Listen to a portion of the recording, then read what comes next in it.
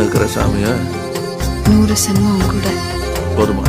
100 சென்மம் நமக்கு போதுமா? வேற வர ஏதும் கேப்பமா? சகாவரம் கேப்போம் அந்த சாமிய